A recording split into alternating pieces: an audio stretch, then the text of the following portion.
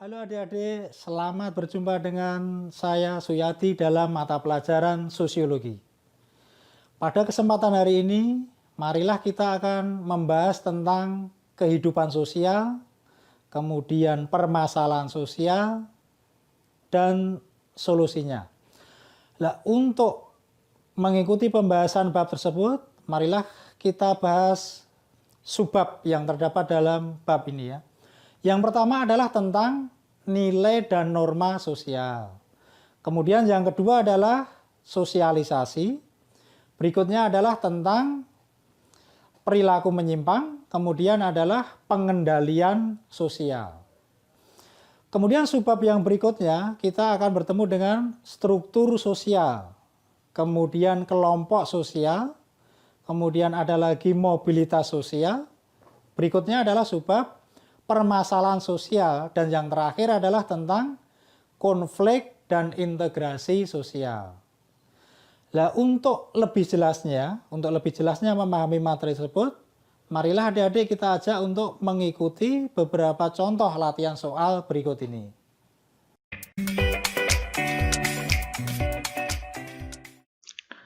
Nilai dan norma sosial. Contoh soal. Apabila bertemu sahabat lama, kita selalu berjabat tangan. Ketika kita memasuki rumah orang lain, kita selalu mengetuk pintu. Berdasarkan daya ikatnya, perilaku sosial tersebut termasuk pelaksanaan norma. Ya, untuk menjawab soal ini, kita harus mengetahui dulu yang namanya ini jenis norma berdasarkan daya ikatnya. Kita urutkan jenis norma yang paling lemah sendiri. Yang pertama namanya adalah cara atau usage. Ini menunjukkan cara berperilaku individu ya dalam kehidupan masyarakat. Ini sanksinya sangat lemah sekali. Kemudian yang kedua adalah kebiasaan atau dinamakan folkways. Artinya perilaku yang diulang-ulang dalam bentuk yang sama dengan tujuan tertentu. Kemudian tiga, tata kelakuan atau dinamakan mores. Ini berupa anjuran atau larangan ya suatu perbuatan.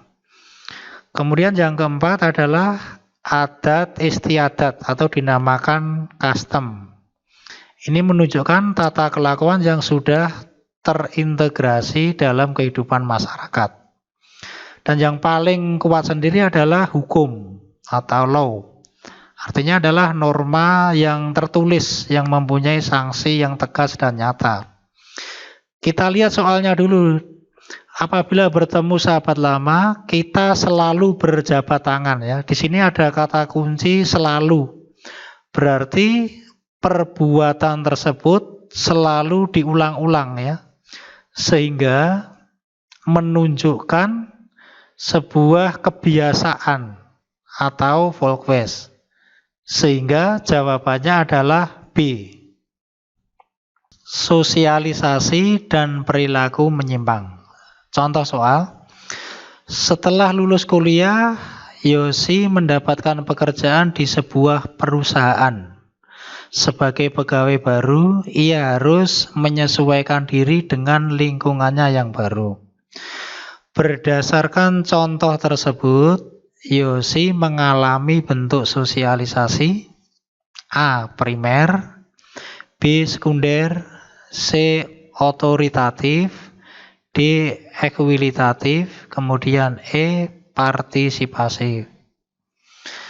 Untuk menjawab soal tersebut, kita harus mengetahui yang dinamakan bentuk sosialisasi. Bentuk sosialisasi ada dua.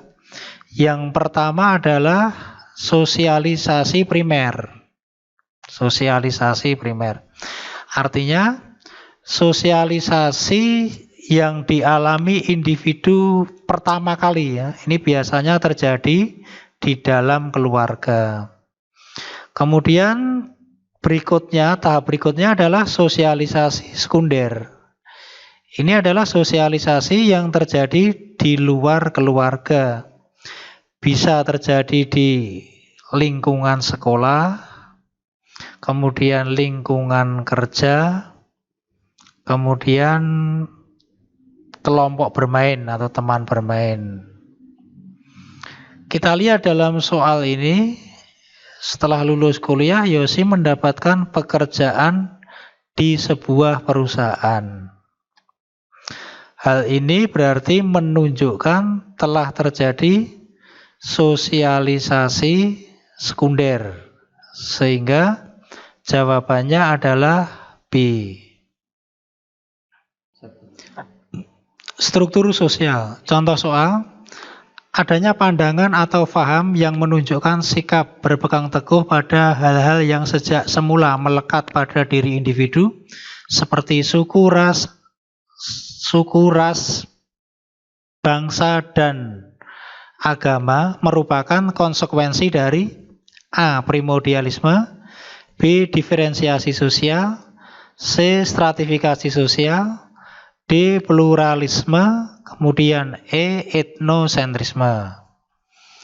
Ya, untuk menjawab soal tersebut, kita harus mengetahui yang namanya konsep pengaruh diferensiasi sosial.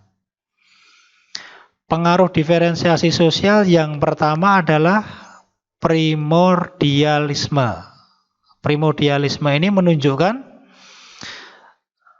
kesetiaan atau loyalitas terhadap hal-hal yang melekat pada diri individu. Kesetiaan atau loyalitas terhadap hal-hal yang melekat pada diri individu. Misalnya yang melekat pada diri individu itu adalah ras, suku bangsa, agama, dan jenis kelamin. Kemudian pengaruh yang kedua adalah terjadinya etnosentrisme. Etnosentrisme artinya suatu pandangan yang menganggap bahwa kebudayaannya sendiri yang paling baik. Suatu pandangan yang menganggap bahwa kebudayaannya sendiri yang paling baik. Kalau kita lihat dalam soal, bahwa adanya pandangan atau paham yang menunjukkan sikap berpegang teguh pada hal-hal yang sejak semula melekat pada diri individu seperti suku bangsa, ras, dan agama, merupakan konsekuensi dari adanya primordialisme. Sehingga jawabannya adalah A, ya. Kelompok sosial. Contoh soal, kelompok sosial yang terbentuk berdasarkan kepentingan yang sama adalah ya, A. Rukun tetangga, B. Kelompok tani, C. Kelompok keturunan Cina, D. Kelompok arisan, E. Kelompok nelayan. Ya, untuk menjawab soal ini kita harus mengetahui yang namanya dasar terbentuknya kelompok sosial. Dasar terbentuknya kelompok sosial yang pertama adalah ada faktor keturunan yang sama. Kelompok sosial terbentuk karena adanya faktor keturunan yang sama. Sebagai contoh misalnya ada kelompok keturunan Cina, kelompok keturunan Arab. Ini menunjukkan faktor keturunan yang sama. Kemudian yang kedua, faktor kepentingan yang sama. Kelompok sosial terbentuk karena adanya faktor kepentingan yang sama. Sebagai contoh kelompok ini misalnya kelompok arisan, kelompok seniman. Kemudian yang ketiga, faktor geografis yang sama. Kelompok sosial karena terbentuk adalah geografis yang sama. Misalnya kelompok petani, kelompok nelayan. Kemudian yang keempat adalah faktor daerah asal yang sama. Faktor daerah asal yang sama Misalnya dengan terbentuknya kelompok keluarga besar mahasiswa Solo di Jakarta. Ini berdasarkan daerah asal yang sama. Jadi kita lihat soalnya, kelompok sosial yang terbentuk berdasarkan kepentingan yang sama. Kata kuncinya adalah kepentingan yang sama. Sehingga jawabannya adalah D, kelompok arisan. Mobilitas sosial, contoh soal, Pak Warso dikenal sebagai petani rajin dan ulet. Dia berhasil menyekolahkan anaknya sampai menjadi sarjana dan mempunyai jabatan terpandang. Contoh kasus tersebut menunjukkan terjadinya mobilitas sosial A. Horizontal, B. Antar kelas, C. Intragenerasi, D. Antar generasi, kemudian E. Geografis. Ya, di sini kita harus mengetahui yang namanya bentuk mobilitas sosial. Bentuk mobilitas sosial berdasarkan ruang lingkupnya. Berdasarkan ruang lingkupnya dibagi dua. Yang pertama adalah mobilitas intragenerasi. Mobilitas intragenerasi artinya mobilitas yang terjadi atau dialami oleh seseorang atau dialami dalam satu generasi yang sama. Terjadi dalam satu generasi yang sama. Kemudian yang kedua adalah mobilitas antar generasi. Mobilitas antar generasi. Artinya mobilitas yang dialami atau terjadi dalam dua generasi atau lebih. Mobilitas yang terjadi dalam dua generasi atau lebih. Kita lihat contoh soalnya di sini adalah Pak Wariso dikenal sebagai petani. Berarti ayahnya dulu sebagai petani, kemudian anaknya berhasil menjadi seorang sarjana. Sarjana dengan mempunyai jabatan terpandang. Berarti dalam hal ini telah terjadi mobilitas dua generasi ya. Sehingga jawabannya adalah D, antar generasi. Permasalahan sosial, contoh soal. Hal berikut ini sangat berhubungan dengan masalah sosial, yaitu A. Diferensiasi sosial, B. Dinamika sosial, C. Klasifikasi sosial, D. Ketidaksamaan sosial, kemudian E. Struktur sosial.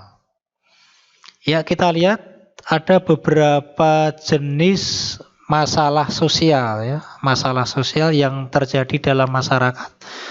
Misalnya adalah kesenjangan sosial. Kemudian yang kedua adalah kemiskinan, masalah kemiskinan. Kemudian yang ketiga adalah masalah pengangguran. Dari ketiga jenis masalah sosial ini menunjukkan adanya ketidaksamaan sosial dalam masyarakat. Sehingga dalam hal ini yang sangat berhubungan dengan masalah sosial adalah D, ya, ketidaksamaan sosial. Konflik dan integrasi. Ketika para siswa hendak mengadakan widya wisata, terjadilah perbedaan pendapat dalam menentukan objek. Untuk mencapai kata mufakat dilakukan voting. Contoh penyelesaian konflik tersebut termasuk bentuk akomodasi. Ya, kita lihat ada beberapa bentuk akomodasi. Beberapa bentuk akomodasi. Yang pertama adalah subjugation atau domination ya. Artinya kekuatan besar akan mendominasi pihak yang kekuatannya lemah. Kemudian dua, stalemate. Stalemate artinya konflik berhenti dengan sendirinya karena kekuatan seimbang. 3. Majority rule. Penyelesaian konflik dengan cara voting atau suara terbanyak. Kemudian 4. Elimination. Elimination. Artinya adalah salah satu pihak mengalah atau mengundurkan diri. Jadi dalam contoh soal tersebut,